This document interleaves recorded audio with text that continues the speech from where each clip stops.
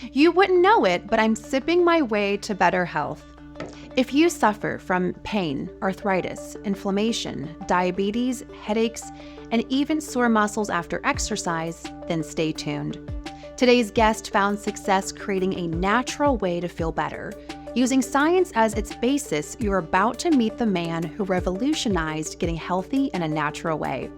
I'm Shayna Pajak, and you're about to meet Dr. Joel Brind, coming up on Masters of Success.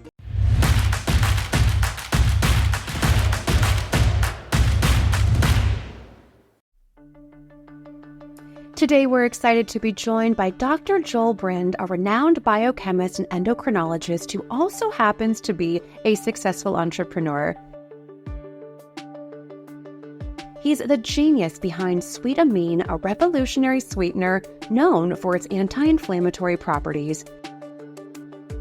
In this episode, Dr. Brind will share his journey from the lab to the boardroom and discuss the keys to building a successful business.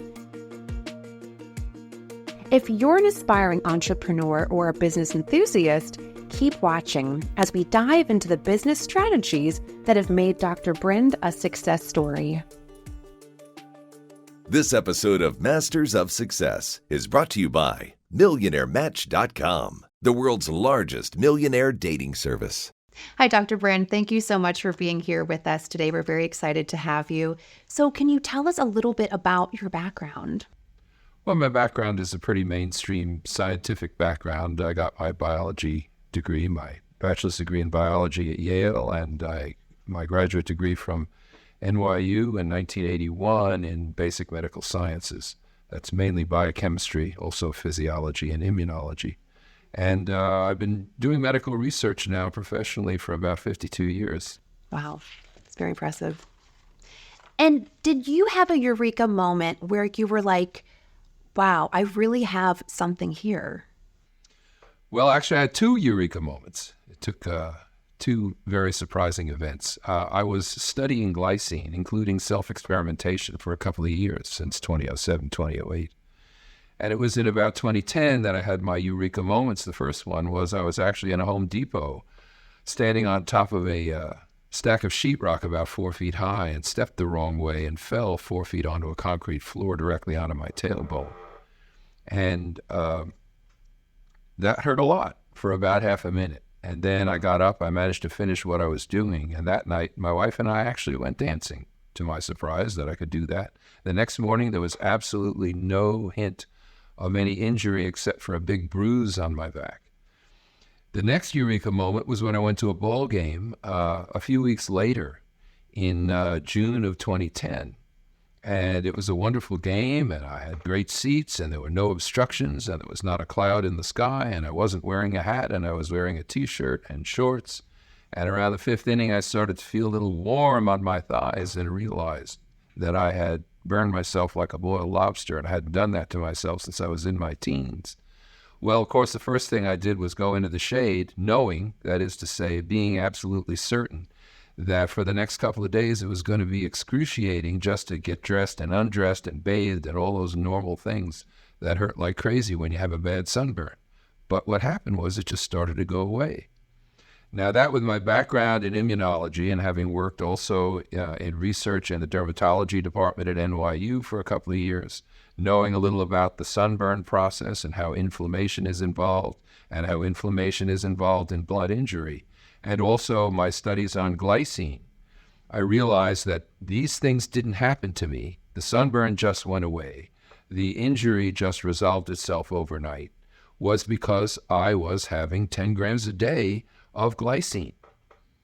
Can you share your business journey with us and walk us through the steps you took to launch your company? Well, I didn't come across after these eureka moments with glycine and this is the product I need to bottle. In other words, I didn't go into it with a business model. My idea was, how am I going to tell the world about this discovery, which is actually going to help people avoid all kinds of chronic illness, which, as most of us know now, is based on chronic inflammation. And discovering that it was just a deficiency in this one simple edible nutrient, the question was really, how do I get the world to know about it? And making a business of it is something that would make it available to people immediately. You may not know a lot about science and research, but very often, academics slug it out. They fight with each other on the pages of medical journals and review boards, and it may be 10 to 20 years before any real new discovery gets out there so people know about it. Well, this way, by making a business out of such a simple, safe nutrient, people can have it available right away. So first I did bottle it, and that wasn't really too successful because you end up shipping a lot of water. That was a product I had called Proglida for proline, glycine, and taurine, which are the ingredients. But mostly it's glycine. And I settled on Sweetamine. And I called it Sweetamine because the word glycine means sweet amine from the original Greek. So that's what I called it, and just put one foot in front of the other to see how these things can be marketed. And stick packs were just becoming popular with things like Emergency and other sorts of powders that you add to water or to other drinks to get the supplement value. And so just putting one foot in front of the other, looked up co-packers, companies that would package it for me, and just started there. And how did you get the word out about your product and create a brand that people would recognize? Well, getting back to the issue really of how do you market, how do you tell people about the product? One of the obvious things one does with a product like this, it comes in a box, it's stick packs, and it's a health food supplement really, is you'd want to sell it in health food stores. So I got it into a couple of health food stores because I could explain this product. I could tell the owner of the store how it's sold as an anti-inflammatory sweetener because the main ingredient, glycine, is naturally sweet, and it needs a couple of other ingredients to make it taste more like sugar, but it's basically a glycine supplement. And they say, yeah, that sounds great. And they put it in their store and nobody buys it because you need to explain it. Nobody's going to pay $1 a serving for a sweetener. So you need some means other than just having it on a store shelf. You can get it on the shelf, but you can't get it off because this product needs some explanation.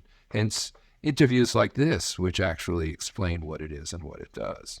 Did you have any mentors or role models who played a big part in your journey? Well, when I go back over my background, I have to go all the way back to my childhood and my dad. My dad he was not a scientist. He was actually an entrepreneur who, he had grocery stores. He owned one or two grocery stores. And he had an opportunity. He never made a whole lot of money. It was a struggle all the way, but we managed. And one of the reasons he never made a lot of money is because he had an opportunity right after World War II to get into a distributorship for a big potato chip maker. And he said, nope, I don't want to sell junk food. So he never took the opportunity. He always wanted to sell good stuff to people.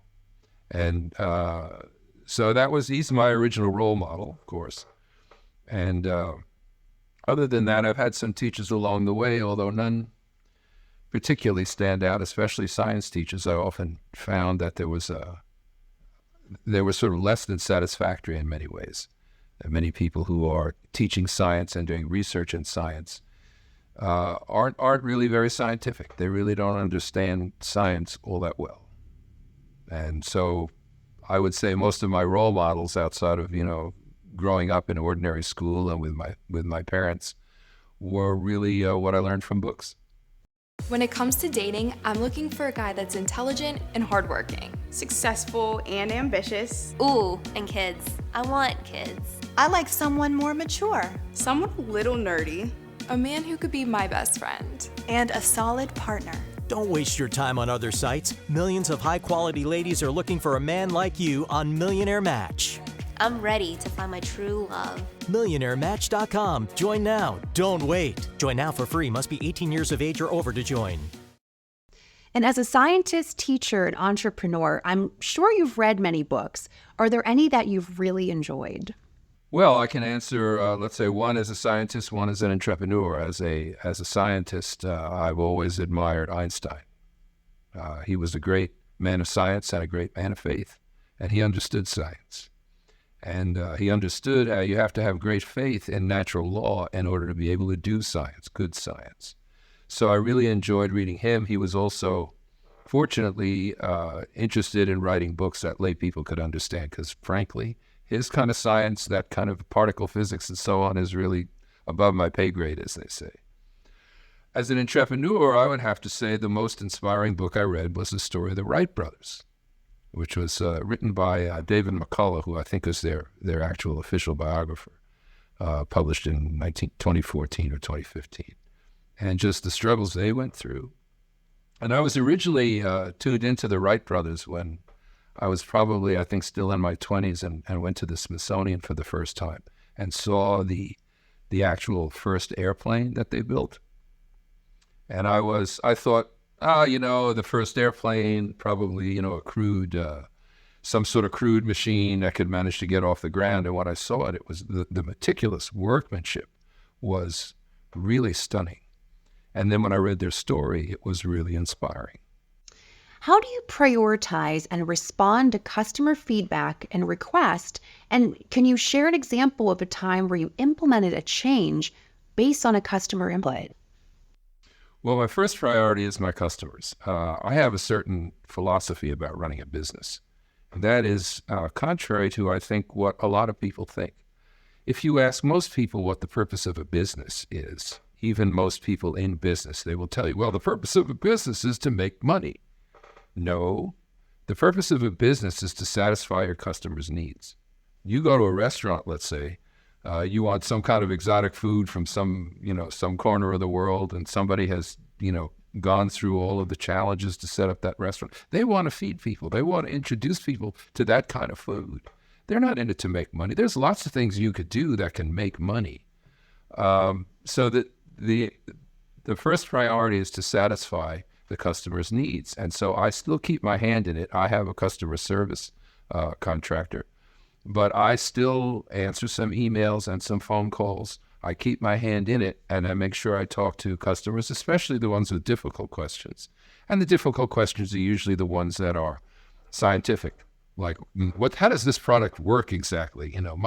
My shoulder pain's gone, but how does this work exactly? And how much can I take if I need to take more of it? So, as a businessman, the emphasis may be to try and get people to buy more of your product. So I've had customers say to me, can I take 2 packets a day? And I say, yeah, actually, it won't hurt you at all to take 2 packets a day. And some customers have reported that in order to really fix their problems with inflammation, they need to take 2 packets a day. And then the customer says, oh, so I should take 2. And I say, no, if I told you to take 2 and it worked for you, you would be taking 2 for the rest of your life because you'd think that's what you needed. But for most people, just 1 a day works. So why don't you start with that? And if you need 2, it won't hurt you to take 2. That's my answer. And it's always, I never think about the business when I'm dealing with a customer, because it's always about what they need and why they're in touch with me in the first place. How do you ensure that your suppliers consistently deliver high-quality products, and what approach do you take to build those strong partnerships with them? Well, there's really no substitute beyond direct contact.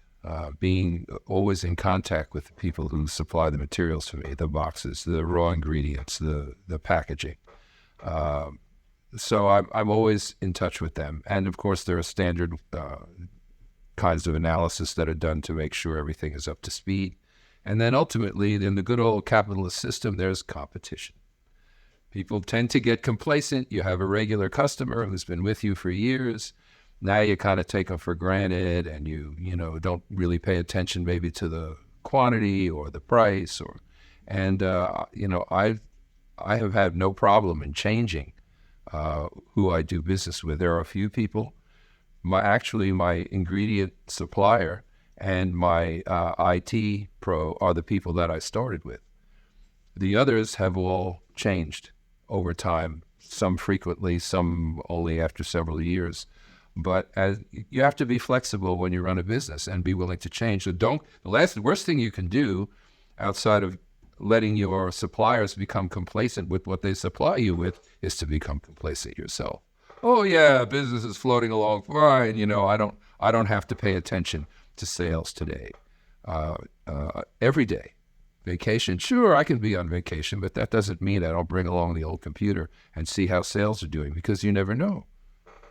It's an internet company. This is it's an e-commerce company.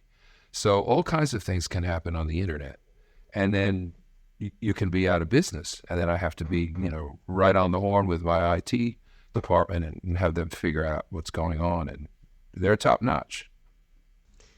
What is the most important lesson you've learned in your business? And if you could do anything differently and go back, what would you do? Well, I would say the basis of really starting a good business is to think of what I said before about the purpose of a business, is to satisfy the customer's need. So if you see a need out there in the world, that when it is satisfied, somebody's willing to pay for it, and you are in a position financially, educationally, training-wise, that it's some product or service that you know about, that you know how to do it well enough to be able to find other people to put it together and make a business out of it, then you just put one foot in front of the other, and what you need to know will come to you as you ask questions on what to do next. But don't start with, how am I going to make some money? Start with just an observation. Very often it's not really a question, because most people you go through the day and this isn't right and that isn't right, and these people don't know how to do this, and that should be this way, and there's lots of ideas like that, I think, that cross most people's minds. And when you see something that really is, I could probably fix that. I could probably take care of that for all these people. I could probably design something. I could probably sell something. That's where it starts, really. See the need first and let everything grow from there. And finally, what does success mean to you, and what advice would you give to people who are trying to create their own success story? Well, success is success in fulfilling some need out there in society. Find something. Is there something that you see a need for that people actually need, and that they'd be willing to pay for if that need is satisfied? Then you see an opportunity for an actual business, because, again, the purpose of the business is to satisfy the customer's need, and a profit is the just reward for doing that well. When it comes to dating, I'm looking for a guy that's intelligent and hardworking. Successful and ambitious. Ooh, and kids. I want kids. I like someone more mature. Someone a little nerdy. A man who could be my best friend. And a solid partner. Don't waste your time on other sites. Millions of high-quality ladies are looking for a man like you on Millionaire Match. I'm ready to find my true love. MillionaireMatch.com. Join now. Don't wait. Join now for free. Must be 18 years of age or over to join. We want to thank Dr. Joel Brind for being with us today, and we hope you enjoyed the conversation and learned something new about business. Also, make sure to check out Sweetamine.com to try the product for yourself. Don't forget to subscribe and leave a comment with your thoughts on today's topic. Until next time, I'm Shayna Pajak, and this is Masters of Success. Thanks for watching, and we'll see you next time.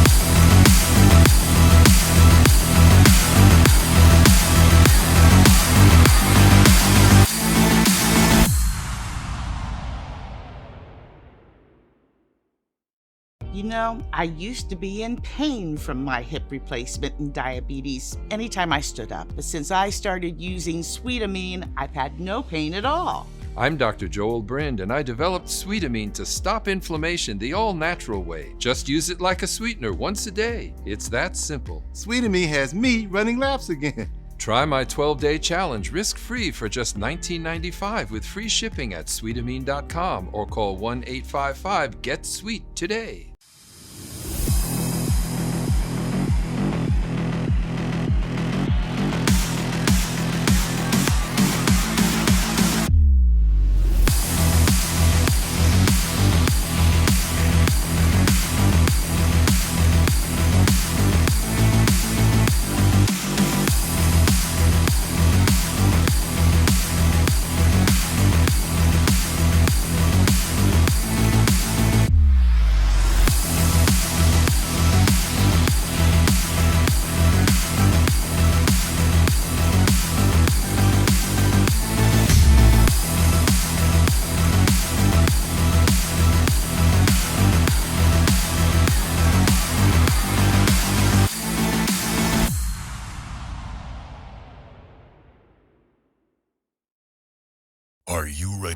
elevate your advertising game? Then level up your business with Television Ad Group, the ultimate advertising partner, connecting you with your ideal customers in a whole new way. Whether you're looking for the bold impact on TV, the endless options of streaming, or the vast reach of social media, we've got you covered with targeted advertising customized just for your brand.